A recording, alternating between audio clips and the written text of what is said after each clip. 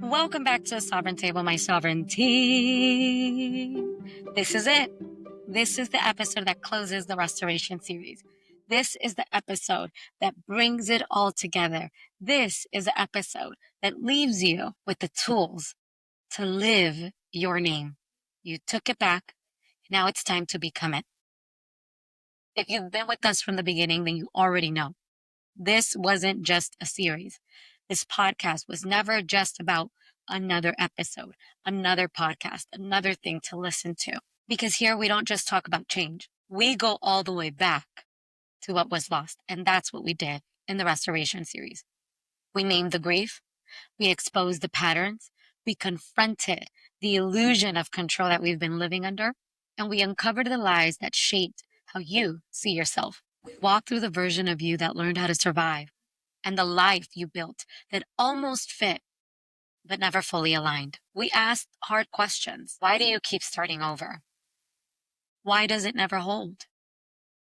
Why does it feel like you're doing all the work, but still ending up in the same place? Then we got to the truth. You were broken. Somewhere along the lines, you were fractured, and you have been creating and building from those fractures and wondering why whatever you built is not holding. It's because you were broken. You were building on a broken structure. You were building on a fractured frame, a frame that was never created, nor was it strong enough to sustain who you truly are. And when you finally saw that, you had the chance to do something most people never do. You took your name back. You didn't take your name back from the behavior or from the effort or from parents or teachers. You took your name back from everything that tried to define you. So now you know. You know what's true, capital T truth, in the name of our Lord. You've seen yourself clearly through his eyes. You've heard his voice. You felt his presence. You knew. You knew without a shadow of a doubt who he created you to be. And now we're at the part that determines everything. Because knowing isn't the end. Knowing is the beginning. You don't need another moment and another lesson to learn. What you need is to live as if that knowing is true. No longer living in the counterfeit. No longer addicted to the cycles. It's about choosing to stay in the truth, the capital T truth of who God created you to be. Because this is where it stops being about what you heard. It starts being about how you live. So stop hitting the reset button. Stop chasing another breakthrough.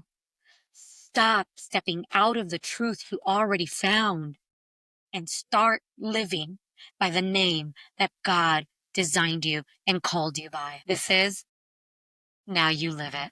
See, we've all had those moments where everything just clicked, almost like a gear in our head that just went and it just fit perfectly.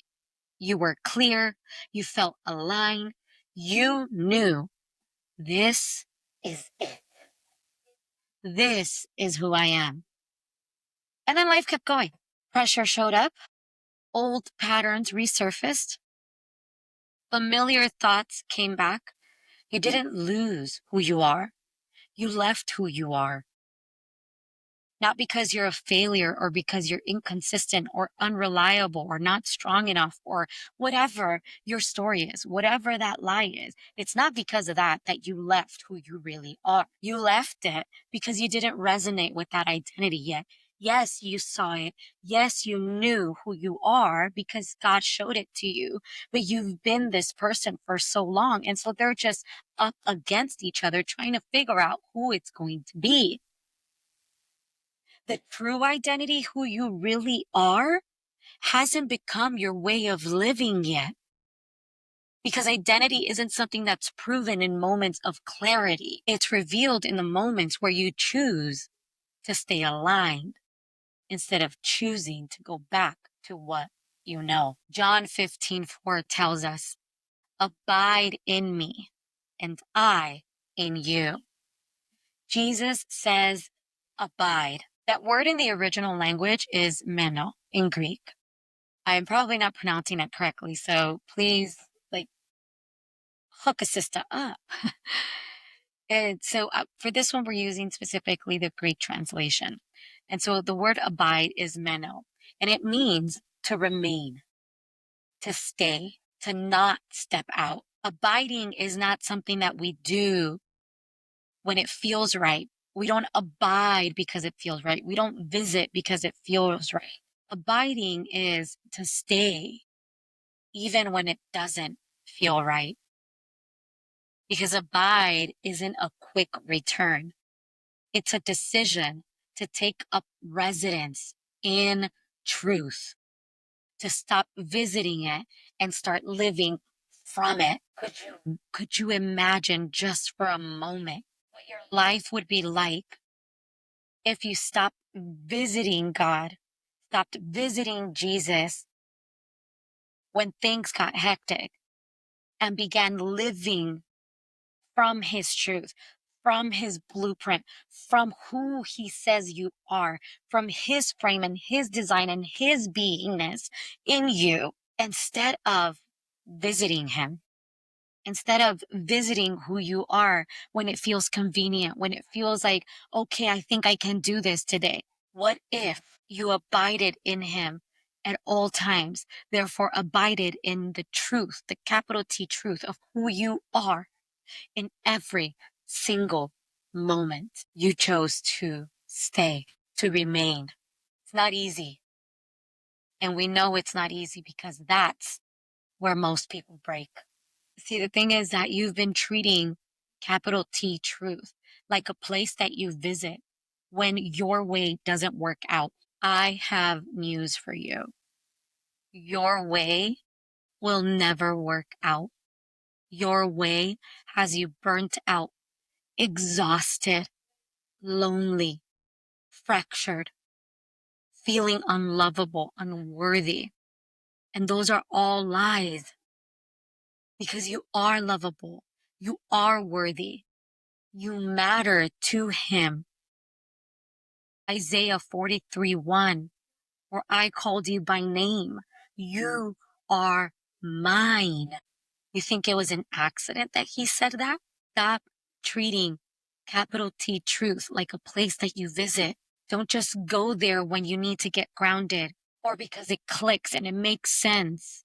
Don't just go there when someone reminds you to go there. Because if you keep doing that, you're going to continue to step out when things get uncomfortable.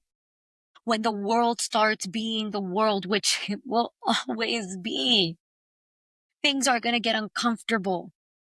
And what we call in Triumph as a ripple, those ripples are going to come back. The old patterns are going to be right there, screaming louder than the voice of God, saying, choose me, do this. We know what to do here. We know what to say here. We know how to act here. And it takes courage. It takes commitment to choose to hear God's voice when all else is so loud, and it gets so uncomfortable when it costs you something, when it challenges what you've been used to. Choose to abide in the truth, because if you don't, you're going to continue to be living your life wondering why what you're building isn't holding. Truth does not shape your life if you keep stepping out of alignment with it. Again, truth doesn't shape your life if you keep stepping out of alignment with it. It's vital that you align with truth. When pressure hits, what will you be returning to? Will you continue not to rise to the moment? To return to what you're anchored in? Shifting under pressure? Coming out of alignment? Or will you choose to have the capital T truth become your default? Recognizing that the capital T truth, who God tells you you are, is real. That is the reality. And the reason why you haven't been living in that isn't because it's not real. It's simply because you haven't stayed long enough. You tried it on as if you were window shopping at the mall and then decided, oh, you know what? This size is too big. And instead of going and getting the correct size, you put it back and walked out. You don't live in truth by trying harder or trying on different things. You live truth by staying aligned in it longer, by going back and choosing the right size. This is how identity becomes how you actually live. It's not random, it's not emotional, and it's not because you feel ready. There's a rhythm to it. And if you don't understand the rhythm, you'll keep stepping out of who you are. So let me give it to you clearly. First, you frame what's true before anything else gets a voice, like your feelings, your circumstances, your past experiences. Truth must go first every time. The circumstances are always going to be there. The past is always going to be there. Your feelings also always going to be there. But guess what? We can't do anything about the past. Can't change it. Guess what else we can't do anything about? The circumstances. We can choose what the circumstances look like, but it's still going to continue to happen. We cannot control anyone. We cannot control anything. And our feelings come and go. So stop allowing your feelings to define you. Stop allowing your feelings to be the frame of what you choose to do and how you choose to be. Truth must go first every single time. Because if you don't frame it, something else will define your moment. You will find yourself in someone else's frame wondering, how the F did I get here? And when you're living in someone else's frame, that means something else is defining you. And in order to have the capital T truth definition of who you are, you get to be in the right frame. You get to define who you are from that truth. And that truth is found in the frame that God gave you. It's not based on how you showed up. It's not based on what you've been. And it's not based on what is already established. It has nothing to do with history. History doesn't define you. God does. You don't discover identity in the moment, in the past, or in the future. You anchor it before the moment comes. And from that anchor, you decide the identity. And where you anchor yourself is where your identity lies, because it's in that identity that you decide. In that identity, deciding not just to react, not just to adjust, to shrink, to shrivel up, to contort yourself. You anchor yourself in God. Your true identity rises, therefore giving you the opportunity to choose from who you truly are and not who you've been defined to be. And so don't ask yourself in those moments, well, what should I do now? You ask yourself, who am I being right now? And you acknowledge every time you stay aligned, because it's not perfect and it never will be perfect.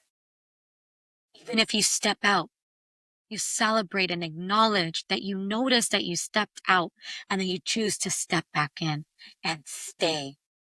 You choose to step back in and remain. Be messy and be intentional, because what you reinforce becomes how you move. What you behold, you become. So if you don't reinforce alignment, you'll drift back to what's familiar, and then it becomes your lived reality. It doesn't come overnight. It comes through repetition, because what you consistently frame, define, decide, and reinforce becomes how you show up without negotiation. So again, frame it, define it, decide, and celebrate into true reality. This is how truth stops being something you visit and becomes how you live. This is the shift. Not another reset, not another version of you, not another attempt to get it right, but a decision.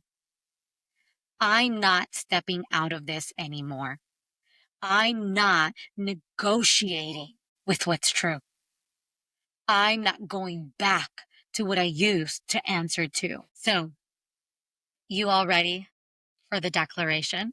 Pause if you're not in a place where you can really listen and come back, because this declaration is created and intended to have you fully step into who you are.